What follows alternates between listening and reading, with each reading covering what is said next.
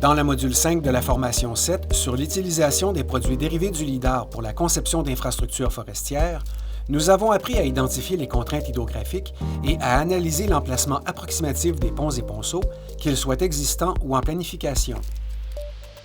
L'équipe du CERFO s'est rendue dans la portion de la forêt Montmorency, située dans la réserve faunique des Laurentides, pour faire une validation terrain des contraintes hydrographiques.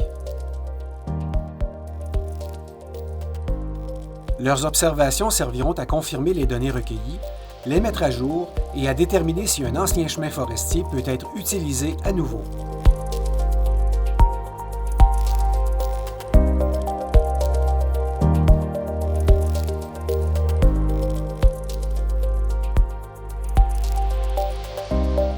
On se retrouve dans la réserve faunique des Laurentides. C'est un secteur de coupe de 1988. Donc, il y a eu des coupes totales qui ont été faites ici là, à cette époque. Donc, on pourrait parler de peuplement forestier d'autour de 30 ans. Et il y a eu des traitements d'éducation de peuplement qui ont été faits, un peu de reboisement, d'éclaircies commerciales qui ont été faits ici. Nous avons choisi le secteur. Il y avait un intérêt là, de la part des aménagistes du territoire de faire de l'éclaircie commerciale sur ce territoire-là. Puis, comme vous pouvez voir derrière nous, normalement, on devrait avoir un chemin forestier, mais le chemin forestier a été refermé par la végétation. Présentement, il est complètement impraticable pour faire un projet d'éclaircie commerciale. Pour nous, au niveau de l'hydrographie, il s'agit du site qu'on a choisi pour faire les démonstrations du module 5. Donc, au courant des démonstrations, il y a plusieurs endroits qu'on a identifiés, qu'on s'est dit, OK, on voit des choses avec les produits dérivés du lidar, mais on aimerait ça venir valider sur le terrain qu'est-ce qu'on a vu. Donc, nous voici sur le terrain, voici de quoi ça a l'air, puis allons voir maintenant les différents points.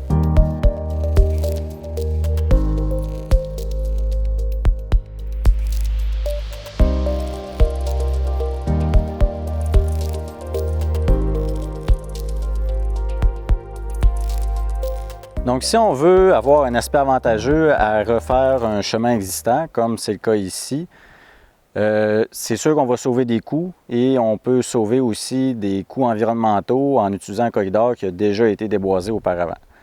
Par contre, pour que ce soit efficace, il faut s'assurer d'abord de repérer les contraintes de milieu hydrique et les contraintes de milieu humide.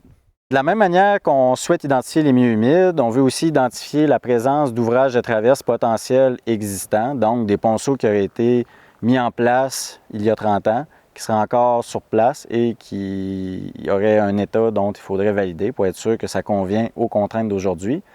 Localiser ces ouvrages-là, ce n'est pas nécessairement évident parce qu'il faut aller sur les abords du chemin et comme on peut le voir, encore une fois, la végétation est très dense et c'est beaucoup plus difficile dans ce temps-là de repérer un ponceau.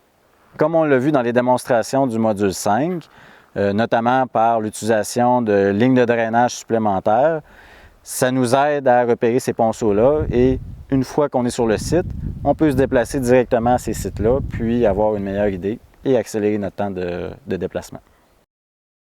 Donc, sur le site, les produits dérivés du lidar nous indiquent la présence d'un lit d'écoulement potentiel qui a été classé comme étant un permanent. Donc, c'est un élément qui est franchement important à considérer. Puis également, on peut visualiser un autre produit dérivé du lidar qui sont les écotones. Donc, on a la présence d'écotones sur le site. Puis également, c'est une information qu'on peut corroborer avec la carte écoforestière, donc un produit qui est plus traditionnel. Puis dans la carte écoforestière, on voit un polygone qui a été classé DIN2 humide qui se retrouve vraiment à proximité du chemin. Les vérifications à faire sur le terrain, au niveau hydrographique, c'est d'aller constater sur notre site si les conditions qu'on a préalablement identifiées au bureau sont telles qu'on le pense. Donc, est-ce que les milieux humides sont vraiment à cet endroit-là? Est-ce qu'ils ont cette ampleur-là? Est-ce que les cours d'eau sont aux bons endroits? C'est toutes des choses à aller voir parce qu'il faut garder en tête que ces conditions-là peuvent évoluer au fil du temps. Donc, dans un projet de réfection, même si le chemin a été mis en place il y a peut-être une trentaine d'années, avec les lois et règlements de l'époque, mais toute cette réglementation-là a évolué dans le temps. Puis dans un projet de réfection, il faut tenir compte de cette réglementation-là actuelle, telle qu'on l'a vu dans le module 2. Oui, puis même, ceci peut nous mener même à se dire finalement qu'on ne pourra pas réutiliser le chemin parce que les contraintes d'aujourd'hui sont finalement trop grandes par rapport à celles qu'on avait dans le temps.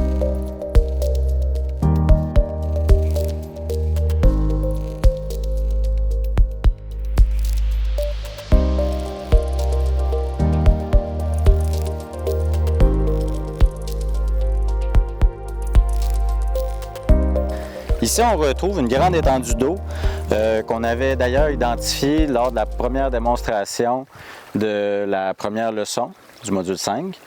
Dans cette leçon-là, on avait identifié notamment cet endroit-là parce que on voyait que la place était enclavée par les montagnes qui sont en arrière de moi, puis le chemin qui est ici. Donc, ça ici, on identifiait ça un peu comme une espèce de cuvette, si on voulait. Donc, comme on peut le voir ici, il n'y a pas d'ouvrage de traverse, c'est le cours d'eau qui s'est installé au travers du chemin. Ici, sur le site, on croit que le castor s'est installé. On voit d'ailleurs des signes, on voit une digue tout le long du chemin qui est quand même un certain âge. Donc, à un certain moment donné, le castor a probablement rehaussé le niveau de l'eau ici de tout l'étang qu'on peut voir derrière moi. Et au fil du temps, la végétation s'est installée dans le chemin aussi. Le cours d'eau s'est libéré, donc on n'a pas trouvé de ponceau ici. On a simplement trouvé le cours d'eau qui était passé au travers de l'ancien chemin. Une autre chose aussi qu'on a pu constater sur le site, c'est que dans les démonstrations, on voyait qu'il y avait 3 lits d'écoulement potentiel qui étaient identifiés ici, un permanent et 2 intermittents. Puis on avait aussi mentionné que probablement dans les faits, il n'y allait avoir qu'un seul lit d'écoulement. Donc, on a marché le site ici, puis effectivement, on a pu confirmer sur le terrain qu'il y avait un seul lit d'écoulement, qui est celui-ci, qui semble être un permanent puisqu'on a un écoulement aujourd'hui. Pour la réfection du chemin, des éléments qui sont à considérer, c'est que premièrement, le chemin ici a déjà été inondé, comme on peut le voir avec la présence des digues de castor. Donc, est-ce que l'infrastructure est encore bonne? C'est une question à se poser. Ensuite de ça, au niveau de la réglementation, on sait qu'on ne peut pas installer un chemin aussi près d'un milieu humide. Donc, on comprend que ça peut être un site très difficile à aménager. Ce sera des réflexions qui devront être intégrées lors de la conception.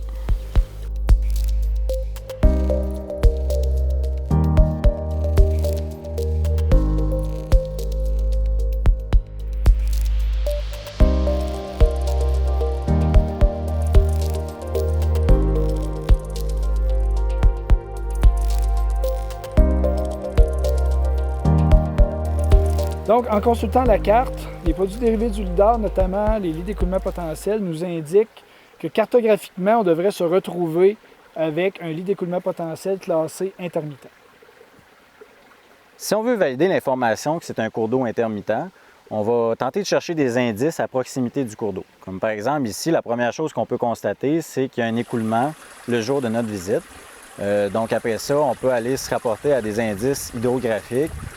Comme par exemple, on sait que la rivière Montmorency coule à proximité. On peut aller voir les débits jaugés de cette rivière-là.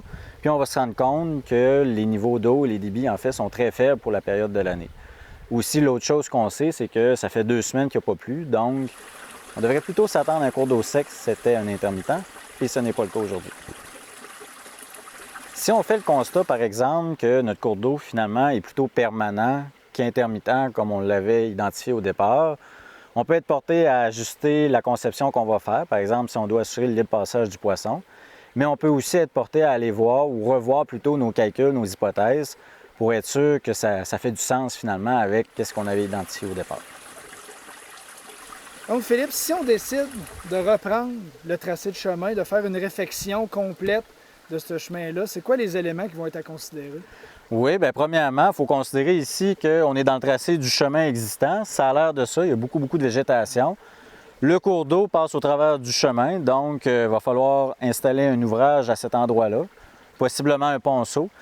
Donc on va être appelé à prendre des mesures, largeur du cours d'eau, largeur des bipleins bords, la pente, puis aussi faire caractériser possiblement le passage du poisson, à savoir s'il faut assurer un libre passage du poisson ou pas. Puis notre ouvrage de traverse va prendre tout ça en considération.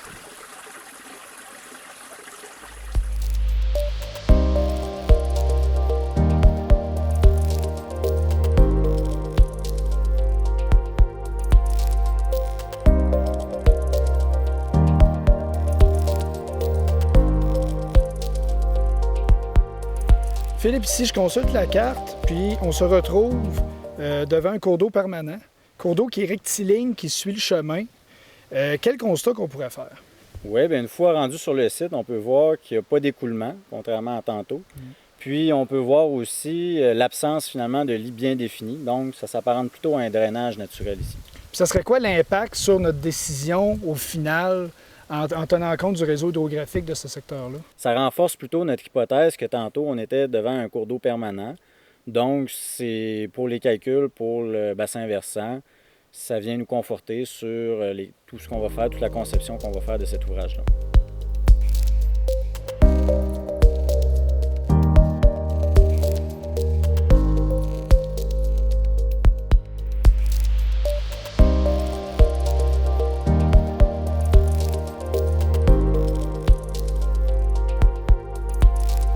Toujours dans l'idée de valider nos hypothèses sur le terrain, on s'est déplacé un petit peu plus haut dans le bassin versant, puis on a constaté la présence d'un tuyau qui fait traverser l'eau d'un côté à l'autre du chemin.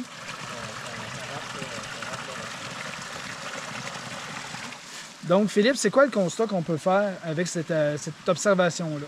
Oui, en fait, c'est quand on utilisait le produit dérivé du lidar des lits d'écoulement potentiels, celui-ci nous indiquait que le cours d'eau permanent restait du côté nord du chemin et s'écoulait vers le fossé de drainage du chemin.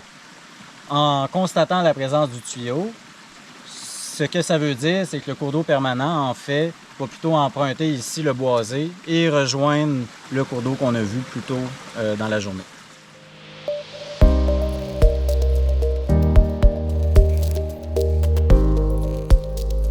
En résumé, les produits dérivés du lidar facilitent l'identification des contraintes hydrographiques. Le MNT, les LEP, le TWI, les écotones riverains, les orthophotographies et la carte écoforestière contribuent à l'analyse de ces contraintes. La visite terrain a permis de valider les informations obtenues cartographiquement, ainsi qu'à recueillir de nouvelles informations utiles pour la conception d'un nouveau chemin.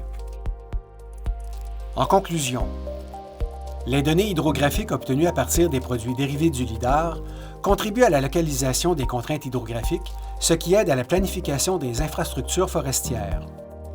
Il est toutefois important de souligner que des limites existent quant à leur utilisation. Il est nécessaire de valider les informations sur le terrain.